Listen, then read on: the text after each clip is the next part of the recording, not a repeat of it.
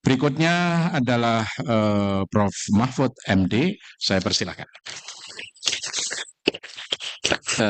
Assalamualaikum warahmatullahi wabarakatuh. Salam. Pak Wisnu, Pak Amin Abdullah, Pak Haryono, dan hadirin sekalian. Saya singkat saja, kalau 10 menit. Pertama gini, saya ini mungkin salah tepat ya ketika diletakkan pada sesi kedua. Harusnya dulu saya masuk yang angkatan pertama tuh, bicara demokrasi dan praktek hukum dan etika penyelenggaraan negara. Tapi ini masuk ke pendidikan dan sosial. Tapi baik, saya akan merefleksikan saja dari pengalaman saya. Jadi kerapuhan etika ini sebenarnya yang paling menyolok sudah terjadi sejak zaman era Orde Baru, yang kemudian kerapuhan etika itu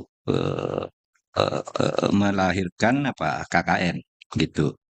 Nah, era reformasi kita mau memperbarui sebenarnya, sehingga era reformasi itu kita mengeluarkan TAP MPR nomor 6 tahun 2001 tentang etika kehidupan berbangsa. Tetapi kerapuan etika itu muncul lagi karena ternyata KKN makin banyak. Kita tahu KKN itu kualitatif dan kuantitatif sekarang jauh lebih banyak dari Orde Baru, vertikal horizontal. Terjadi flexing, pamer kemewahan. Bayangkan Anda ada seorang Kakanwil pajak di 2 provinsi itu diberitakan punya jet pribadi, private jet yang di Jogja itu, sama Makassar itu. Sampai diberhentikan. Itu dari mana gitu? Yang begitu tuh kan pamer kemewahan seperti itu, hedon. Ikut suka-sukanya. Bohong, suka bohong nih, pejabat bohong, bilang begini ternyata enggak benar. Ini anggaran bukan dari sini loh, ternyata dari situ. Ini enggak ngutang, ternyata ngutang. Misalnya. Itu kan kebohongan, ya. Pemborosan yang luar biasa sementara rakyat itu membutuhkan. Sehingga yang terjadi sekarang ini adalah tumpulnya azimat, kata Bung Karno, Trisakti. Kedaulatan politik kita ya daulat secara resmi, tetapi secara substansi tidak. Terkadang didikte oleh orang luar juga. Didikte oleh ambisi-ambisi pribadi kita juga. Kemandirian di bidang ekonomi, ya pertumbuhan ekonomi bagus naik, tetapi seberapa besar itu bisa dipertanggungjawabkan perolehan modal dan penghasilan, pembagian hasil misalnya, pun nilai-nilai budaya kita runtuh. Jadi saudara, bagi saya etika itu sederhana, melakukan kebaikan bukan karena kewajiban hukum, melakukan kebaikan bukan karena kewajiban hukum, tapi juga sering melakukan kejelekan dengan menggunakan hukum sebagai alasan sehingga tampak benar. Mari kita lihat nih, Pak Habibie itu melakukan kebaikan bukan karena hukum. Misalnya begitu beliau terpilih sebagai presiden menggantikan Pak Harto, apa yang diumumkan pertama? Saya akan memerintah sebentar karena tahun depan akan mengadakan pemilu. Kalau mau ikut hukum, Pak Habibie itu presiden 5 tahun. Sampai tahun 2003. Tapi dia punya etika. Wah, ini saya menggantikan pemerintah yang dianggap rusak, maka saya hanya akan mengantarkan pemilu. Diadakan pemilu. Dia hanya memerintah sampai bulan Oktober. Sesudah Oktober, dia pertanggungjawabannya tidak diterima oleh MPR. Dia menyatakan saya tidak mau menjadi calon presiden. Kenapa? Karena pertanggungjawaban saya ditolak. Loh, diberitahu oleh Amin Rais, oleh Wiranto, Pak, ditolak pertanggungjawaban, masih tetap boleh jadi calon presiden dan Bapak akan menang nanti. Tapi kata Habibie, tidak.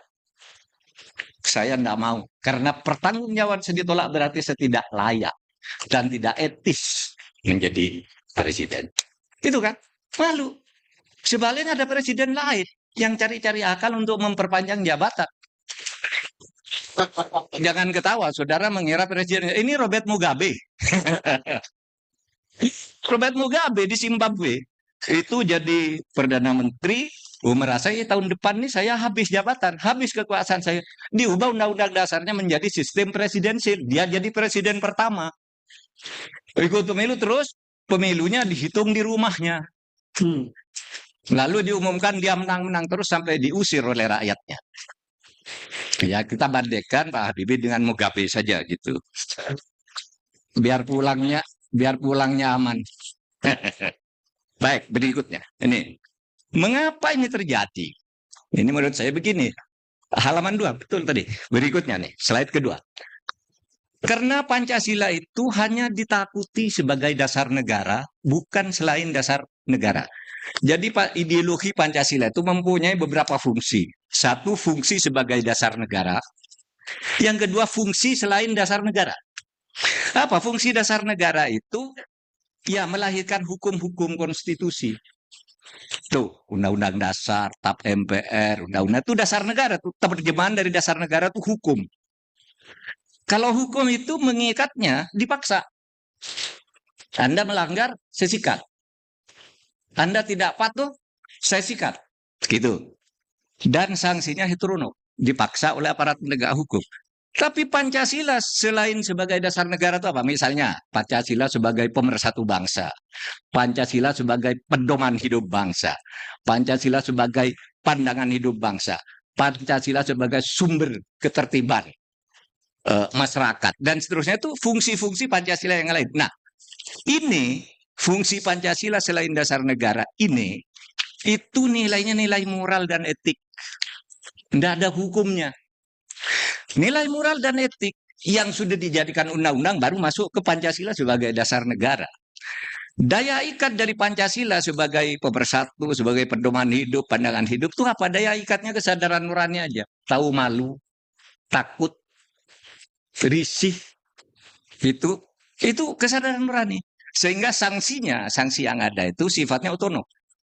Rasa, ya itu, takut, merasa terkucil, bayangan kena karma dan sebagainya. Tapi saudara, yang terjadi di negara kita ini sekarang, orang hanya takut pada Pancasila sebagai dasar negara, dan ini bisa diakal-akali, bisa diubah sewaktu-waktu sesuai kehendak penyelenggara negara, suka-sukanya aja, gitu. Itu yang sering terjadi sebenarnya.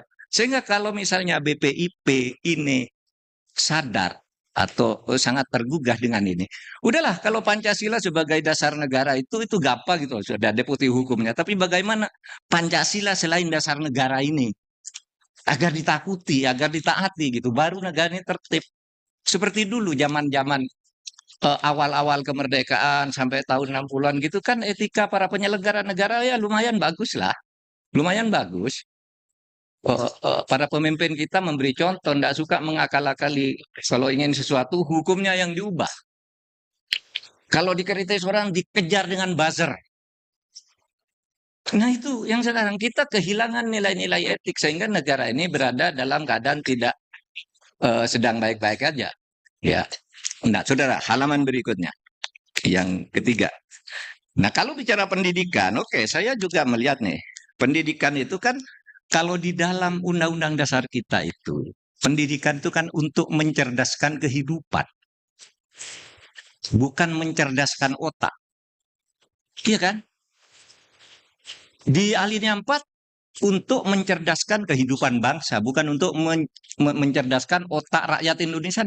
Kehidupan. Kehidupan itu ada intelektualitas, otak. Lalu ada moralitas, watak. Nah itulah sebabnya di dalam pasal 31 disebut pendidikan itu untuk menciptakan kehidupan, juga diletakkan di watak lebih dulu nih, meningkatkan iman dan takwa untuk mencerdaskan kehidupan bangsa. Apakah ini ada di lembaga pendidikan kita digawap dengan serius? Yang digarap dengan serius yang kedua, memajukan iptek dengan menjunjung tinggi nilai agama dan persatuan bangsa untuk kehidupan peradaban dan kesejahteraan. Ini bunyi pasal 31 ayat 5. Tekanannya sekarang ini ke iptek bukan ke imtak. Maka nilai-nilai etis dari mereka sesudah keluar itu tidak banyak. Sehingga kalau saya sebagai ahli hukum bersengketa dengan Mas Garin Nugroho, saya bisa cari dalil hukum bahwa Mas Garin itu salah, saya benar. Tapi kalau saya dibayar, disuap, saya bisa katakan saya yang salah, Mas Garin yang benar. Itu etik. Kalau hukum tuh gampang kok dimain-mainkan. Coba, untuk mengubah undang-undang dasar itu harus diajukan oleh sepertiga orang, lalu debat, lalu di sidang plenokan, seperti 2/3 anggota MPR hadir, lalu diputuskan dalam sebuah sidang pleno yang di voting misalnya. Nah itu kan perlu waktu berbulan-bulan. Tapi kalau orang nakal bisa. Besok undang-undang dasar pagi diusulkan oleh sepertiga, siang dibahas oleh 2/3, sore diubah undang-undang dasar. Bisa. Tidak melanggar hukum. Bisa jadi. Dan itu hampir terjadi. Ya. Saya dihubungi untuk itu. Ini kan pelanggaran etik. Benar secara hukum. Saya katakan etika itu ya tidak melanggar hukum, tapi melanggar kepantasan, melanggar kebaikan. Nah, oleh sebab itu, maka yang terakhir, udah habis. Udah, kita bikin sekarang terserah nanti diskusi ini. Kalau saya keliru masuk, karena saya orang hukum dan orang politik, ternyata masuk ke pendidikan dan misalnya kan fokus grup discussion ini kan nanti bisa dipilah-pilah kan oleh BPIP. Oh Pak Mahfud ini salah masuk, letakkan di sana nih idenya misalnya. Ke hukum ya kan bisa dipindah-pindah. Namanya diskusi untuk satu bangunan, bangunan rencana yang akan digagas oleh BPIP. Terima kasih. Assalamualaikum warahmatullahi wabarakatuh. Waalaikumsalam.